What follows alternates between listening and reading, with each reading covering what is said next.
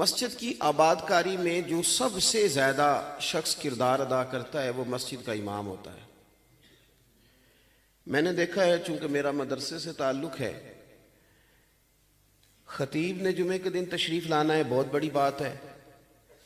مسجد کے صدر کو مسجد میں آنا ہے، انتظام دیکھنا ہے، بڑی بات ہے۔ خزانچی کو بھی آنا ہے، بہت بڑی بات ہے۔ لیکن میں نے دیکھا ہے کہ مسجد کا امام بیچارہ، اسے اگر میں کبھی کہوں نا ایک محفل میں چلنا ہے میرے ساتھ چل، تو وہ کہتا پہلے میں بندوبست کر لوں، میری جگہ نماز کون پڑھائے گا۔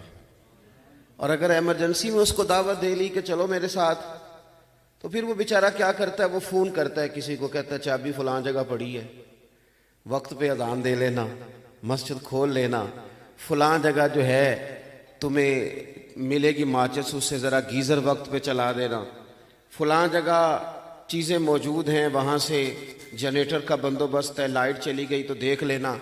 مسجد کے ساتھ خاص دلچسپی ہوتی ہے۔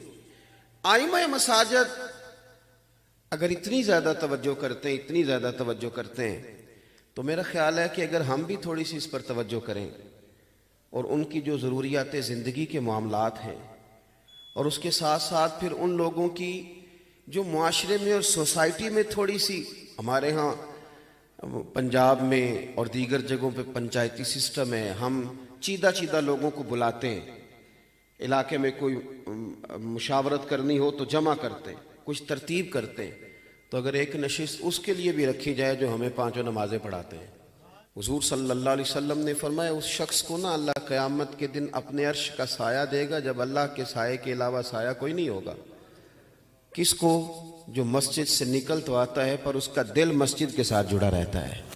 ہماری طبیعت لگنی چاہیے۔ حضرت عمار بن یاسر اینٹیں اٹھا کے لا رہے تھے تو ان کے کپڑوں کو مٹی لگ گئی، تو مولا کائنات شیر خدا حضرت علی المرتضیٰ رضی اللہ تعالیٰ عنہ فرماتے میں نے دیکھا حضور آگے بڑھے۔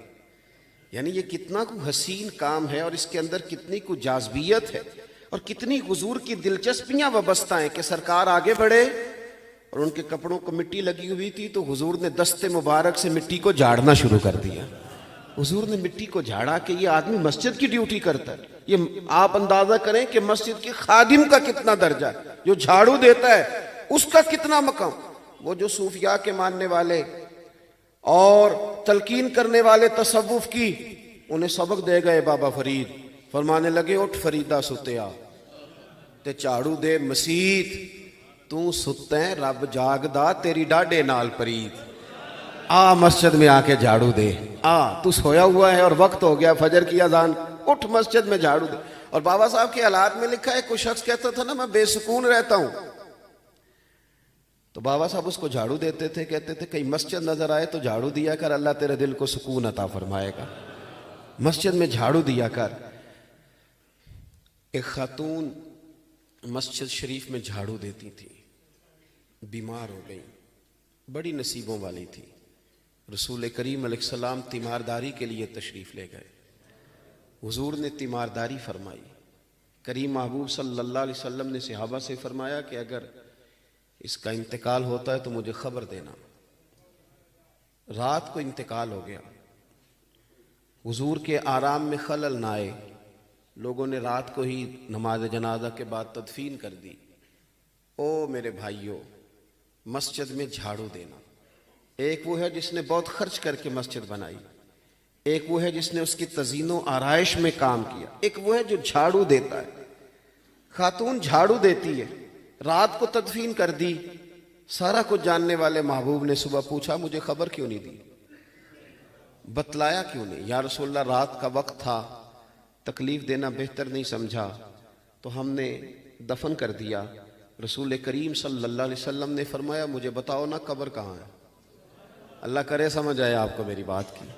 وہ اس قبر کی کیا شان ہوگی جہاں چل کے اللہ کی ساری رحمتیں پہنچ گئی ہیں۔ حضور نے فرمایا بتاؤ قبر کہاں ہے اس خاتون کی؟ کریم محبوب قبر پہ کھڑے ہوئے۔ اگرچہ ہمارے بزرگوں کا، ہمارے احناف کا فتویٰ یہی ہے کہ ولی جنازہ پڑھ لے، وارث جنازہ پڑھ لے تو دوبارہ جنازہ نہیں ہوتا، لیکن حضور کے تو اختیارات خصوصی ہیں، اور ویسے بھی کریم وارث ہے نا امت کے، حضور وارث ہے۔ نبی پاک صلی اللہ علیہ وسلم پہنچے قبر پہ، فرمایا صفے بناؤ بھی میں دوبارہ جنازہ پڑھاؤں گا۔ چونکہ اس کا مسجد سے تعلق تھا لوگ کہتے ہیں میں معرفت حاصل کر کے حضور تک جاؤں گا، میں فلاں چیز پا کر کے پھر معرفت حاصل کروں گا. تو مسجد میں اخلاص سے جھاڑو دیا کر، تجھے مدینے والے محبوب کا قرب نصیب ہو جائے گا اور حضور تیری قبر نور تک پہنچیں گے اگر تو مسجد کے ساتھ وابستہ ہے. میری آپ سے گزارش ہے کہ چندے کی حد تک ہی نہیں، آپ دلی طور پہ مسجد کے ساتھ وابستہ ہوں، مسجد میں چل کے آئیں، مسجد کے ساتھ اپنا شوق بڑھائیں. ایک قبیلہ تھا، دور رہتے تھے، تو ان کا خیال ہوا کہ مسجد کے قریب گھر لے لیں. اب تو بڑا مسئلہ ہے نا جی، مسجد کا اگر گھر کسی کے قریب ہے تو وہ کہتا ہے یہ لاؤڈ سپیکر روز چلے گا، معاذ اللہ لوگوں کو بڑی پریشانی ہوتی ہے. تو صحابہ نے سوچا قریب نہ مکان لے لیں تاکہ مسجد میں آنے جانے میں آسانی ہو، قریب نہ آ جائیں. اللہ اکبر. حضور کی بارگاہ میں بات گئی کہ وہ قریب آنا چاہتے ہیں، تو حضور نے فرمایا وہیں ٹھہرے رہو جہاں تمہارا گھر ہے، چل کے مسجد آیا کرو. جتنے قدم چل کے آؤ گے اتنے ہی اللہ تمہیں اپنے قرب کے درجات عطا فرمائے گا، گناہوں کی معافی ہوگی، نیکیوں میں اضافہ ہوگا. چل کے آؤ مسجد کے ساتھ اپنی وابستگی پیدا کریں. ایک بات آپ کی خدمت میں اور عرض کرنی ہے، یہ جو میرا دور ہے یہ بدگمانیوں کا بھی ہے اور معاذ اللہ مایوسیوں کا بھی ہے.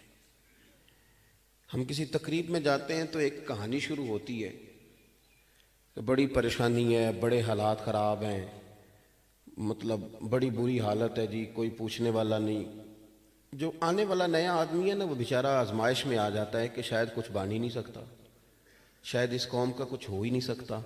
میں ملک سے باہر تھا تو وہاں بھی مجھے ایک صاحب نے کہا پاکستان کا بڑا برا حال ہے، علماء، سیاستدان، فلاں فلاں. تو میں نے ان سے کہا میاں آپ دور بیٹھے ہیں، آپ کو کیا پتا ہو، میرے وطن میں اللہ نے بڑی بہار رکھی ہے.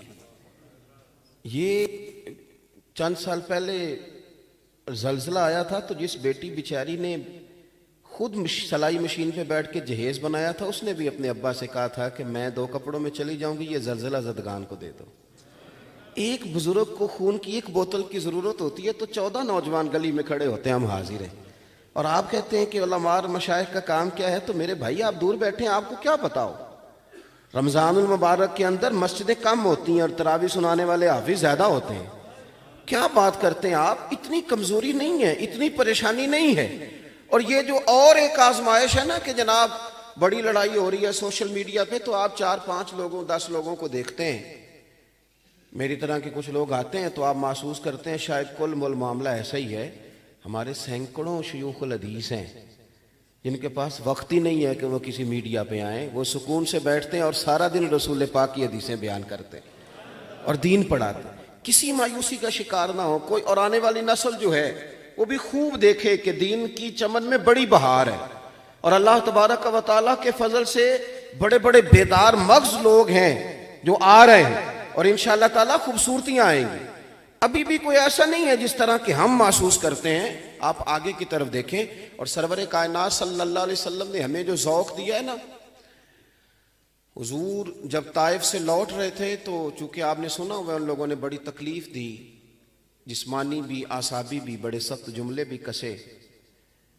تو حضرت زید بن حارثہ رضی اللہ تعالیٰ عنہ نے عرض کیا تھا کہ یا رسول اللہ صلی اللہ علیہ وسلم آپ دعا کریں یہ تباہ ہو جائیں سارے. یہ جوان ذرا توجہ کریں میری بات پہ. ہم نے تو گاڑیوں کے پیچھے لکھوا دیا کہ سب مایا ہے، سب دولت. اتنی مایوسی. ہماری ماں نے جو ہمیں دودھ پلایا تھا تو پیسے لے کے پلایا تھا، ہمارے باپ نے جو جوانی ہمارے نام کر دی تو دولت لے کے. یہ کن بدگمانیوں کا ہم شکار ہیں اور پریشانیوں کا شکار ہیں. حضور لوٹ رہے ہیں. حضرت زید بن حارثہ رضی اللہ تعالیٰ عنہ نے عرض کیا کہ یا رسول اللہ دعا کریں یہ تباہ ہو جائیں. حضور نے کیا دعا کی؟ کہا اللہ انہیں ہدایت دے دے.